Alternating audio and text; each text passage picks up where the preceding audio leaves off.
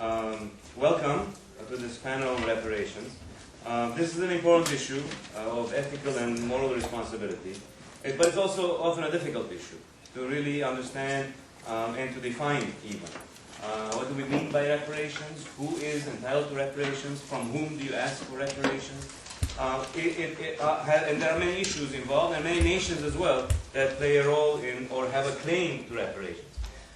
This panel will examine general theoretical complexities at the core of reparations, including questions of who speaks for a group on long-term justice issues. We will also consider the historical and contemporary political, legal, ethical, and cultural dimensions of various reparation cases, such as indigenous, North, Central, and South Americans, African Americans, South Africans, Armenians, Palestinians, Kurds, the comfort women, and survivors of the Holocaust, and stresses on commonalities of these cases and the growing global reparations movement that is taking shape. Our speakers are Henry Theriot, to my left, who is Associate Professor of Philosophy and coordinates the Center for the Study of Human Rights at Worcester State College in Massachusetts.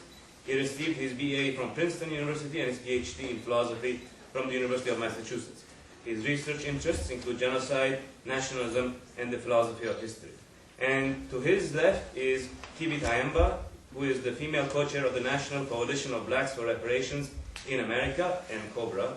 She previously served as the co-chair of the NCOBRA Legislative Commission, which lobbies members of Congress for passage of Congressman John Conyers' H.R. 40 bill that would establish a commission to study the era of enslavement and its effects on present-day African-American life and to determine proper remedies.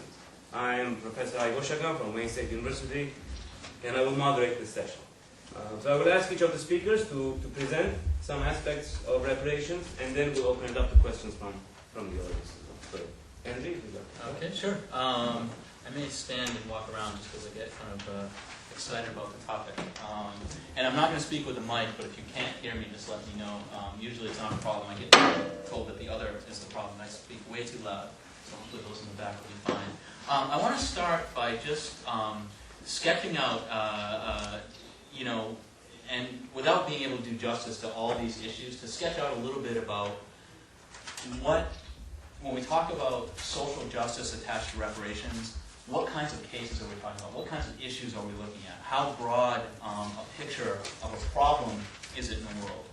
And I'm very excited that we're going to be having a really focused discussion of African American reparations today. I think that's something, especially for a predominantly Armenian audience, that we haven't engaged in nearly enough. And we'll be able to start to understand that important dimension to what we're going to call a global reparations problem and I think now movement in response to that problem. But just to start to think about this issue, who can tell me what the first genocide of the 20th century was? Anyone know? Herreros. Thank you, David. See, people are on top of this thing. Even Robert Fisk said last night that the Armenian genocide was the first genocide of the 20th century. I would argue that genocides have been going on pretty much continuously for at least 500 years. And so you can't, it doesn't make sense to say what the first one, I guess the first new thing in the 20th century. But the Herero, anybody know who the Herero was? I won't ask that.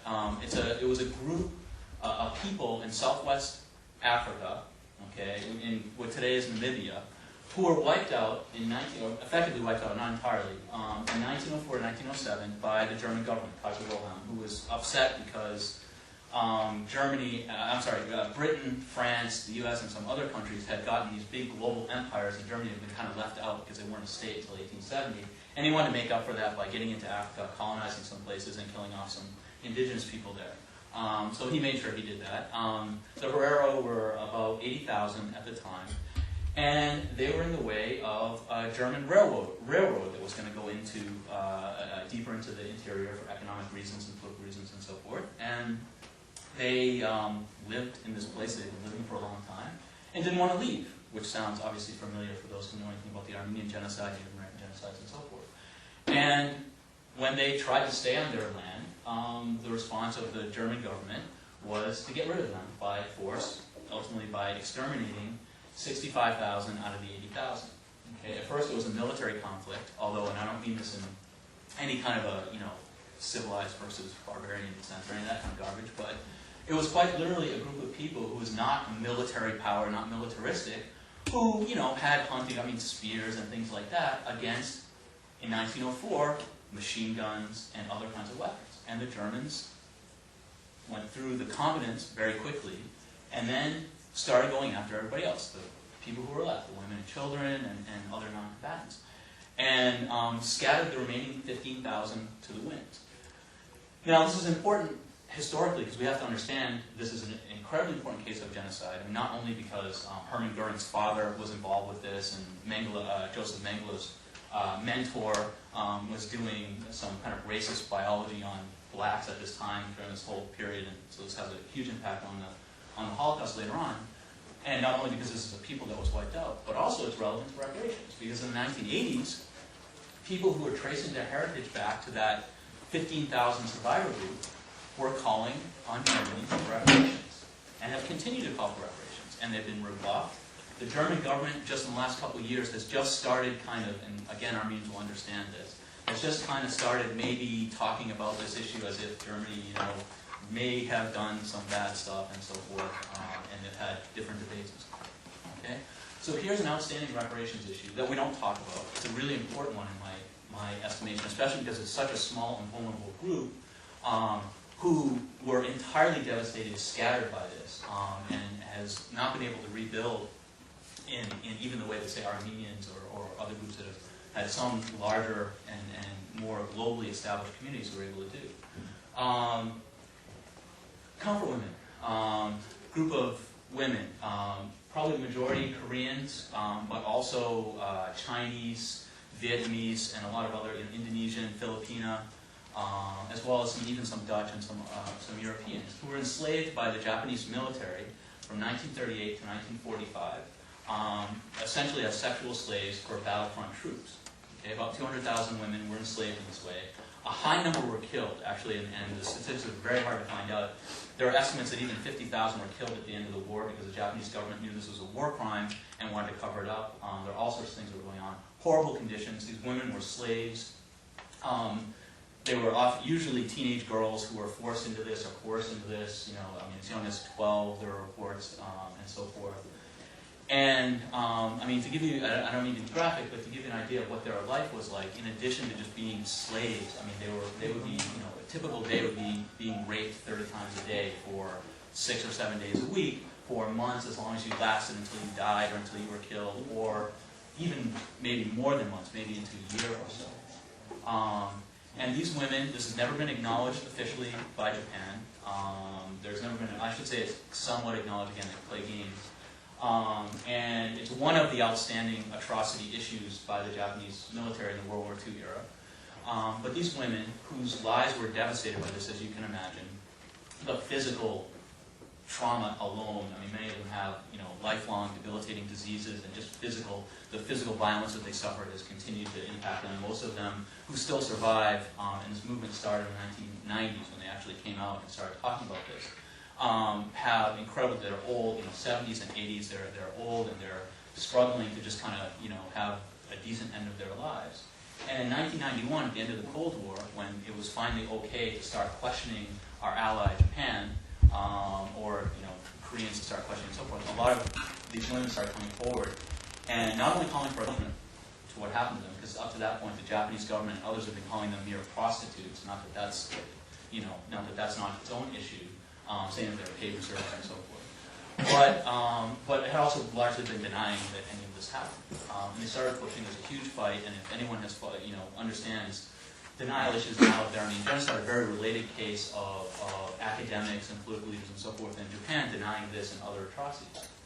They pushed for not only an official recognition and apology, but for reparations as well. And their reparations demands are not huge. I mean, they're talking about monetary reparations, not to be paid for what they did, but to pay for medical bills, to pay for, like, giving them a kind of pension because of the way their lives were ruined. A lot of them were left unable to have children, were left estranged from their families, oftentimes who disowned them because of this and so forth. And just to let them have some kind of meager, I mean, a lot of them are destitute. And this has been denied. It's gone through the court system in Japan. All the cases have been thrown out. There are a lot of outstanding issues with reparations. Another example, South Africa. We all talk about apartheid. We probably remember, some of us will remember apartheid. and we'll know that the effects are obviously still in South Africa. This horrible system of slavery and exploitation and brutality and terrorism and so forth against this, innocent population, it wouldn't matter if they weren't innocent, but that has had devastating effects and continues to have devastating effects if anyone knows the challenges that South Africa faces today. There are all sorts of open reparations issues in South Africa, but in that case, there are certain ones that are so clear and yet so clearly denied and rejected that it'll help us start to understand why reparations is so important.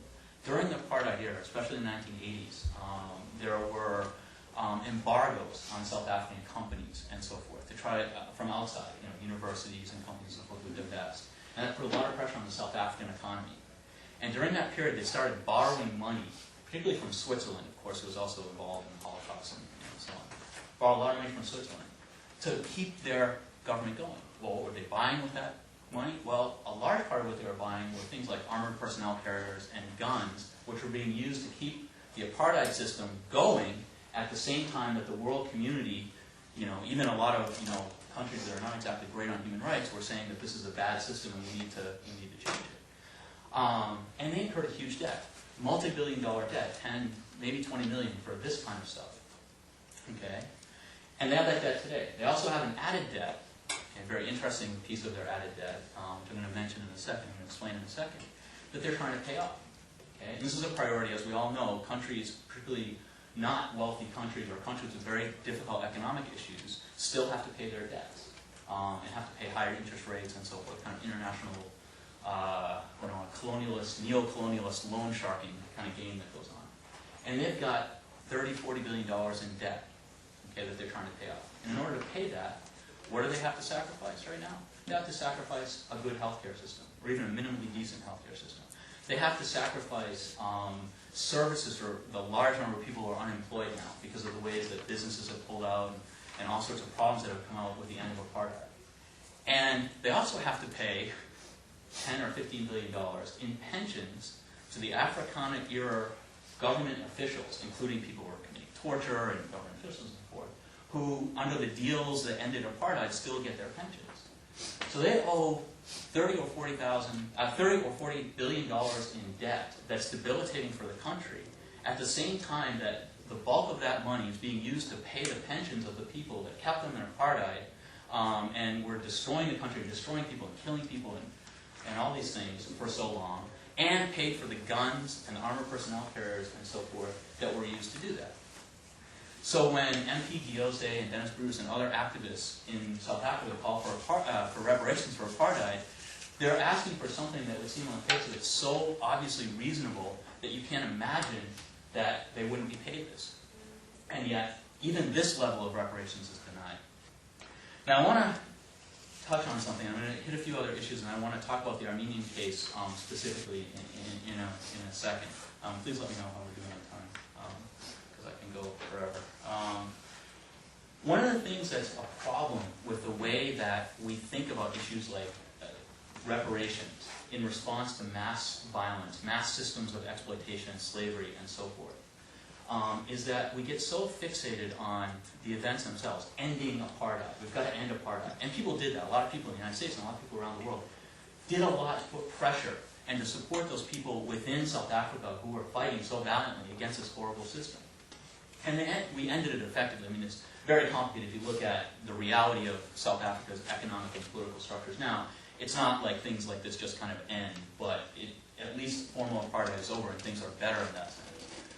But the problem is we get so fixated on ending that problem, which is increasing the harm, that we forget that there's all this harm that's already been done, all the lives have been ruined, all the resources that are the basis of the community that could be built, could be the basis of building up a new South Africa where people could actually have, health care and decent job opportunities and education and so forth that they're struggling right now to have. We forget, okay, that just stopping this stuff is not enough. We also have to address those issues. We have to fix the damage that's been done at some level. You can never fix it entirely. We have to fix it somewhat. And this goes for the Armenian genocide, it goes for African American slavery, Jim Crow, and contemporary reparations issues. It goes for all sorts of these issues that we're confronted. Okay? It's not enough to stop the harm. Once we stop it, we have to take the next step.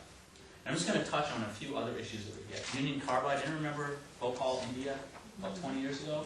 Okay? This irresponsible, negligent chemical spill, something like that, that killed thousands, had tremendously bad health effects on many more thousands, and was devastating by a company that has tremendous amounts of resources. Now, it's not a government, it's not a pre-planned human rights violation in the traditional sense that we've been talking about so far, but it's a company that so devalued human life that it didn't even care enough about what it was doing, first of all, to have a safe factory, safe environment for people to work in, as well as safety for the communities around them. But then when it actually happened, when this horrible thing happened, it took no responsibility for it, or very limited. I mean, there's been some legal action, but how are we doing? Oh, okay. There was just a conference last week in Hanoi, Vietnam. Anyone hear about this? Another reparations issue. Okay. Anyone ever hear of Agent Orange? Yeah. Which has had bad enough effects on U.S. soldiers who were exposed to it. And I can say my father was a Vietnam era soldier, and all of his friends, most of them, seem to have died of cancer in their 50s and 60s. It's a very interesting thing. And I don't know if there's a link in a lot of scientists on this, but it's always struck me as, well, it's Agent Orange, and they're all dying of cancer relatively young. There's got to be some link. But as a person from the United States, I mean, that's not my main concern. I'm concerned, I mean, it's bad that this happened. I'm also concerned about what that did. I mean, think of what that did to just American soldiers who were there as adults. If anyone knows anything about the level of birth defects in Vietnam, the level of environmental devastation that's still there, it's a huge problem. I mean, Agent Orange and other things are huge problems for contemporary Vietnam. So there was actually a conference on calling for reparations for the use of Agent Orange in Vietnam about a week ago. And I haven't seen anything specific. I just got the news thing, but it was just very minimal stuff. And I'm interested in seeing what happened. There's another case where our government, knowing what we were doing, I mean, the whole point of Agent Orange was to wipe out, every plant, animal, whatever that was accessible. I mean, that was the whole point of it. So obviously, that had tremendous environmental effects. But then to see the other effects that have come out for Vietnamese, just in health and so forth, and it seems very clear that we need to do something about that. But it's not even something that's discussed publicly in the United States ever. Okay, I mean, I heard of one news thing, maybe on NPR, and that's about it. We can go through a lot of other cases. Obviously, for somebody in the United States, the Native American issue, along with African American slavery reparations, I shouldn't say that they're huge. I'm not saying we should ignore other issues that we've also been responsible for, but these are huge. I mean, the United States was essentially founded on land theft, genocide on the one hand, and slavery on the other. And as Touchy Tuwalian, one said, you have to acknowledge that. Whatever you feel about the United States, you can love this country, whatever, but you have to acknowledge it and have to deal with that. I think that's exactly right. We have to confront that as part of being in the United States, and those I know have Canadian contingent as well, and actually Canada's been much better in dealing with Native American issues than the U.S. is. But still, there's a lot that can be done. But as people in the United States, we have to deal with this. And I know our other speaker is going to address that in more detail. And I'd like to just spend a few moments talking about the Armenian case. If I can have about 5 minutes? Okay, all right. I'm just going to touch on some issues, and eventually this stuff will be out in published form somehow. And I don't want to talk, I know we're doing a kind of dialogue thing, but I could talk a lot about why I think dialogue is fine on the one hand, but it's not a substitute, and it's not a process that's going to lead to social justice on the other, and that's why reparations is so important in the Armenian case. But let me focus in on why rhetorical changes in what people in Turkey, government and otherwise, say about the Armenian genocide, although that can be welcome, that can be productive, is certainly not enough. And most important, and I think we tend to understand that, is people are willing to make apologies. This is a point that's made within the Armenian community. They're willing to make apologies, especially when nothing is attached. Why didn't Bill Clinton apologize for slavery during his presidency? Because he was worried not that it was wrong to apologize for slavery. He would have been happy to do that. He was worried that that was going to open the door to reparations. Specifically, and that's a policy decision. Why is Turkey not admitting the Armenian genocide? Well, there are a lot of reasons. There are national identity reasons. There are complicated psychological reasons tied up with personal and national identity, all this kind of stuff. But there's also a very important reparations issue. It opens the door to dealing with history. Once you admit that it happened, okay, it opens the door to actually facing up to it and dealing with it and making some effort to change that. You can't change the history, but to at least recognize that it was wrong in a meaningful way. Now, a rhetorical response in that situation, merely saying we're sorry, merely saying that it was bad, I mean, that's good. That can mark a good sentiment. But the problem is, first of all, it doesn't have any concrete meaning. It can just be words. And although words can do harm and words can do good things, in that case, words can also mean relatively nothing, or relatively little. They don't have meaning unless there's something else attached to that. They can also even hide the same attitudes, okay, under the surface. I mean, we talk about political correctness in the U.S., and it's just such a kind of red herring issue. Because most of the people that speak politically correctly or are worried about it or against it or whatever aren't even concerned about what's underneath, which is the concrete things like race relations and gender violence and things like that. They're not dealing with those, and they can have the good, say the good things. That doesn't mean that their real attitudes are there or their actions are there. Okay? And that's the danger with recognition. It's also inherently unstable. Anyone who's studied Japanese governmental and academic discussions of the Nanjing Massacre, the Comfort Women, and other atrocities by Japan in the World War II era will know that you can go back to the 1950s and see some kind of recognition, and then you go to the 60s, and then it backs off, and then they change back to a more denialist stance, and then the 70s and 80s. Takashi Yoshida has a great article in a book edited by, I think it's Eric Fogel, around 2001, called The Nanjing Massacre in History. And he traces this. The lesson for me, of course, not only on this issue, on the Japanese issue is very important, but also on the Armenian issue is, if you get recognition today, how do you know what you're going to have in 10 years? The political winds change. If it's just a political move, if it's just rhetoric, rhetoric changes. It's not anchored to anything.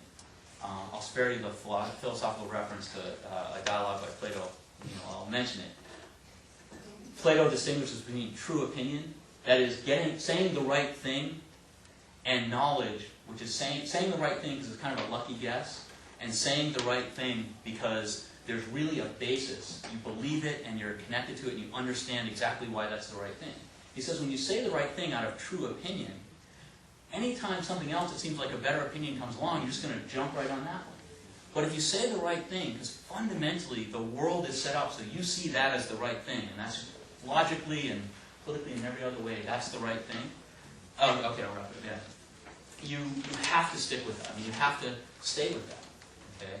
Now, in the 1 or 2 minutes I reserve, why reparations is so important, okay, is that it transforms a kind of rhetorical level of dealing with the Armenian genocide or any of these other issues into a concrete, meaningful attempt to acknowledge. Real acknowledgement is material acknowledgement. It's the willingness, for instance, to give up something to go with that apology. To make the apology really show that, yeah, you know, we have benefited through Armenian lands, wealth, and other ways from this genocide. If we apologize to you, and that's the end of it, we continue to benefit. Okay? We continue to keep all those benefits. Now we get them without guilt. We can feel good about ourselves. It's even an added benefit. Okay? However, if that's accompanied by reparations, what that says is, what happened in the past, we didn't do it, of course no Turks today did any of this, but what happened in the past is absolutely wrong. It's absolutely wrong, and we refuse to be the beneficiaries of this because it was wrong. We refuse to take the land, we refuse to take the material wealth. In fact, when we say it's wrong, we mean it's wrong, and we're going to try to do whatever we can to reverse that, because that's how committed we are. We're not going to say it's wrong with our mouths and continue to live the fact that it's right with our wallets and our title deeds and so forth. Okay? So that material aspect, we can have 1 minute, I'll finish up, sorry. That aspect of it is crucial. And it's the crucial test for me of whether an apology means anything. If people are willing to make good on their apology by actually sacrificing something, it means that that apology is something they actually really feel strongly enough to make a sacrifice for it, to give something up for it. And if they don't, what that tells me, and we can talk about contemporary Turkey, we can talk about Manifest Destiny in the United States, or racism against African Americans and others in the United States when we talk about these other issues. If they don't, okay, if someone's banging the table saying, we'll acknowledge a genocide, but we can never change the borders of Turkey, we can never give up this land. What that tells me is deep down inside, however much they say they don't agree with the Young Turk ideology, they do, because the Young Turk ideology, more than anything else, was to have this land, Armenian land. And if they're keeping the land, then they're tacitly saying, we agree with this ideology. Just like when we keep land and we don't give reparations to Native Americans, we're saying, oh, everyone says, oh, 19th century manifest destiny, that was insane. But in fact, we all, I agree, tacitly are giving our support to manifest destiny, as much as we claim not to be, because we're not dealing with these issues. We're not changing that history as much as we can. I have more to say, as always, but I'm going to try to do it. Thank you. Cut up here, so.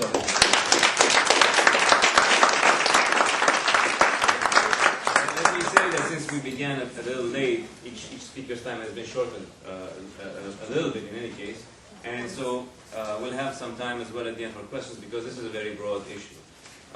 Through Henry's talk, I think you have a sense of all the nations that have claims and all the various issues involved in reparations. But consider, when you get to specific cases, how complicated the issue becomes. Really, when you're talking about one nation's claim for reparations, issues such as who is it that should claim, because the people are past now, are their descendants or the whole nation allowed to claim? Questions of how do you compensate for murder, for genocide, for labor, for current psychic or emotional pain, as well as who do you claim against? Is it exactly those who committed the crime in the past? Or is it the entire government? Or is it a class of people who no longer have anything to do with the past? This also becomes an issue. Who do you claim against? And finally, where is the claim going to be presented? Is it going to be presented in a legal court, or is it going to be in a political process? And these have different implications as well. African Americans have probably gotten further than most other nations or peoples in pressing a claim forward.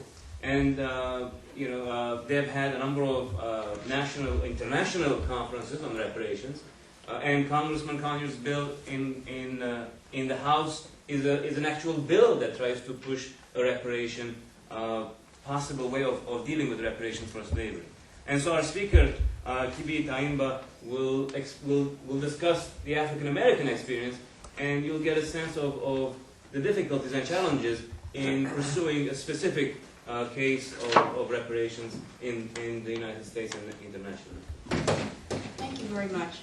If you don't mind, I would like to remain seated because I use a cane, so I can't stand for very, very long. I'd like to thank all of you for being here this morning because you're demonstrating an interest in a very, very important topic, and you're also acknowledging that there are similar threads that run throughout these various movements for reparations. And this is very important.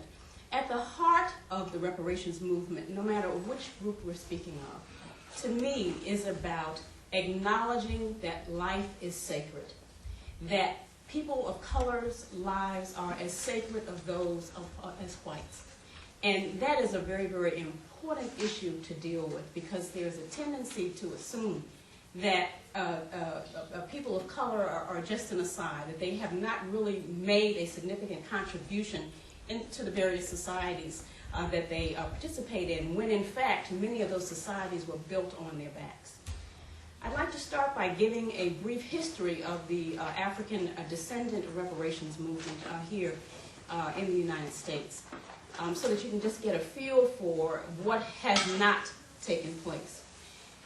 We all know probably that the Emancipation Proclamation was signed by Abraham Lincoln in 1865, which supposedly freed slaves in this country. However, in 1863, Abraham Lincoln also freed a little over 3,000 enslaved Africans. At the time, however, there was no compensation provided to any of the freed men and women. However, $300 was given to their former slave owners. there was $50 offered for any of the freed Africans who wanted to repatriate back to Africa.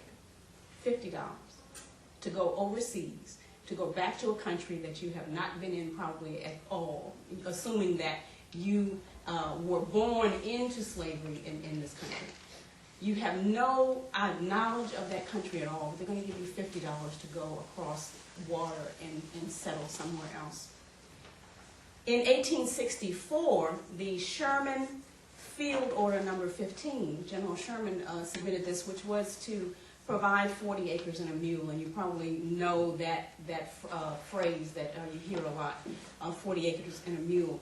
That provided the land, but it was also taken right back because, of course, there's always a concern about displacing the slave owners and affecting their livelihood. 1865 did, in fact, free on the books that is supposed to be approximately 4 million enslaved Africans. However, there is no recognition for the millions of Africans who perished during this transatlantic slave trade, so-called transatlantic slave trade, nor is there any acknowledgement for the millions who were literally worked to death. The lifespan of the African enslaved in this country was no more than 21 years because they were literally worked to death once again. The same horrors that Hank just acknowledged with the comfort women took place. We have a sensitivity today to issues of post-traumatic stress syndrome, which we now look at as post-traumatic slavery syndrome. We can acknowledge that men and women who are existing in war-like situations do return to their homes, and they live with that trauma to an extent that they can often not even function well in their families and in their communities. We have sensitivity to the fact that women who are raped may not ever have good relationships with their families and with men in their lives ever again because that trauma stays with them. But what does it mean when you have 12 or 13 generations of women who have been raped?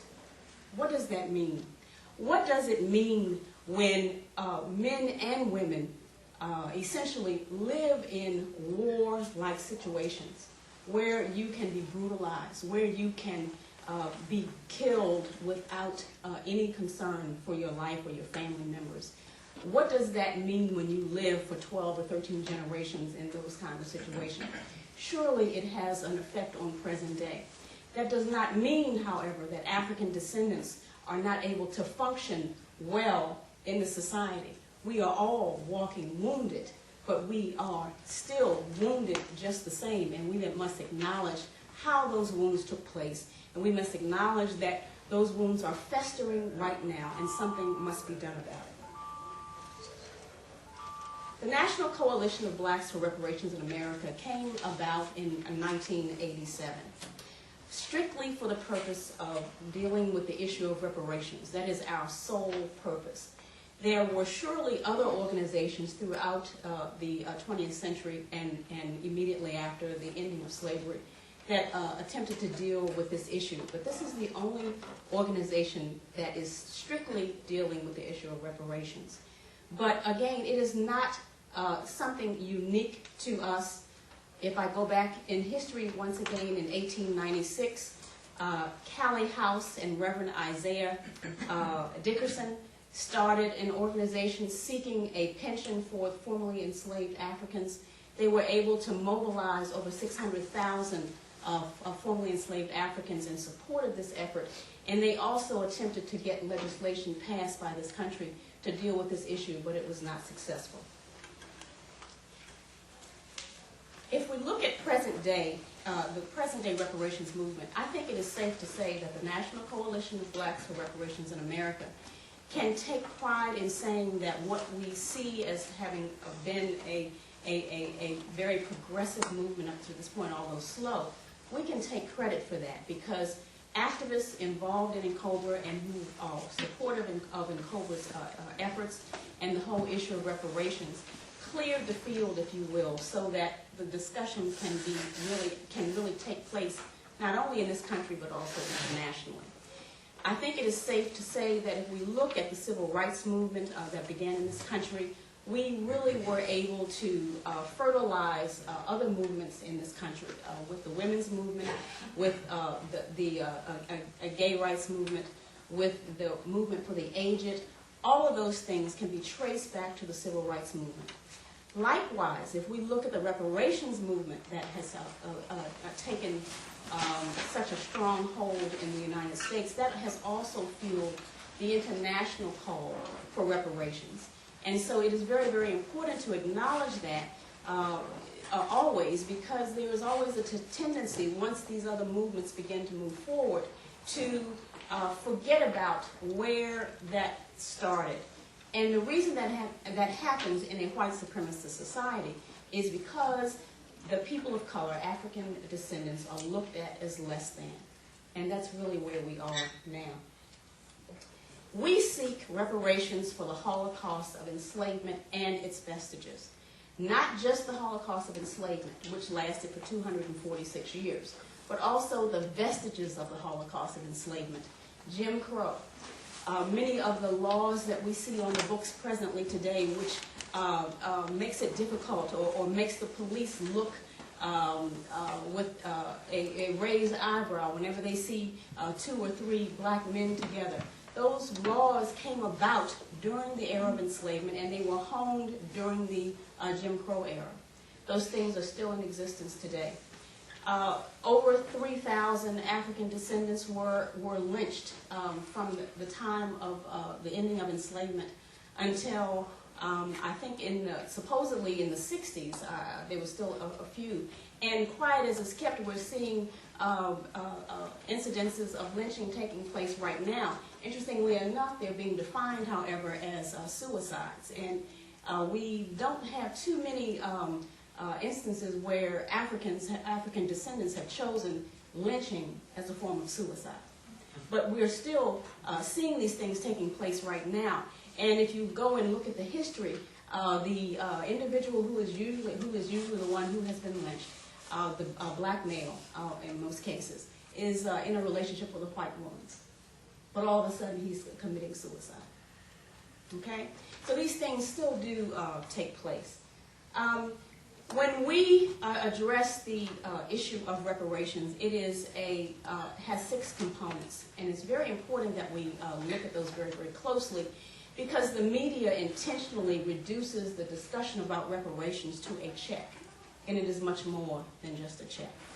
First, with these 6 components, is the need for a national dialogue. We must engage in a national dialogue about the history of this country, how this country came about. Why is this country the richest country in the world? Okay? That took place because the people in this country were able to build a wealth base on the backs of African descendants. Okay? That is the only reason why. It is also wealthy because it stole the land of Native Americans. Okay? That is a fact. And those 2 things have got to be dealt with. A national dialogue is also very, very important, not only for African descendants, the victims of the era of enslavement, but it is also important for white America, because white America must stop lying to itself. It must stop accepting what the media has stated, which is that black people have not made a contribution to this country, that we are a liability, that we must be locked away out of sight because we have made no contribution. That has to be dealt with. We have to also acknowledge that unless we make changes in this country, we will have situations like what we witnessed at the end of August, where Hurricane Katrina hit in New Orleans, and all of a sudden, hundreds of thousands of African descendants, primarily, were displaced all across the country. Prior to that, they were herded into a stadium for days and days, not given access to any food, no water, no anything that is needed to sustain life. and was continually portrayed by the media as being animals, getting out and looting when what they needed was food, when there was no food to be had. Those kinds of things. That is at the heart of this country. Those are the issues that have got to be addressed, and a national dialogue will allow that to take place. One of the ways that we are seeking to bring about that national dialogue is Congressman John Conyers' H.R. 40 bill, which would establish a commission to study the era of enslavement and determine its present-day effects on African American life. And that would be an excellent start. The second component is an admission that a crime has been committed. Okay? That is very, very important. You have to admit that you committed a crime before you can issue an apology. So then the next stage is an official apology. It has to be an official apology because without that, you can't move to the next steps of determining what has to be done to rectify the problem. Okay? But an apology is not enough. I think in 1998, Congressman Tony Hall submitted a bill before Congress for an apology, but there was nothing included along with that. And luckily, it did not pass, because just as Hank has said earlier, if you apologize and you don't commit to doing anything about the crimes that you have committed, it just goes out in the ether and it doesn't mean anything. There is nothing that really stops you from taking a hard look at what has been done, nor is there anything that stops you from making sure that nothing like that ever happens in the future. After you have the national dialogue, after you admit that there is a crime, and after you apologize for it, there must be acknowledgement. Acknowledgement can take the forms of more accurate portrayal of a particular group in the media. It is a realistic portrayal of the history of what has happened in the country and how the people, the victims of the Holocaust of enslavement not only dealt with the development of the country, but also the horrors that they experienced. That has to be done can be done with the school curriculum. But right now what we see when we look at the era of enslavement is 2 paragraphs in the actual school books. Not only at the elementary school level, if you see anything at all, but throughout high school. And I don't think it's much better even in college. Okay? 2 paragraphs. And most of those show us happy that we were enslaved. All right? Public acknowledgement is absolutely critical. And now we are seeing an improvement in that area. We were just here a couple of weeks ago to see the Slavery in New York exhibit, which we understand was very, very well attended. But those kinds of exhibits, the documentaries that we're seeing, all of those things are made possible because of the growing grassroots movement for reparations. Okay? It cannot take place otherwise. But it is not enough to just lay that information out. Once you acknowledge these things about the development of your country, then you must move to the next stage, which is compensation, restitution, reparations, some monetary settlement. Now, again, when I say monetary settlement, I'm not speaking just of a check.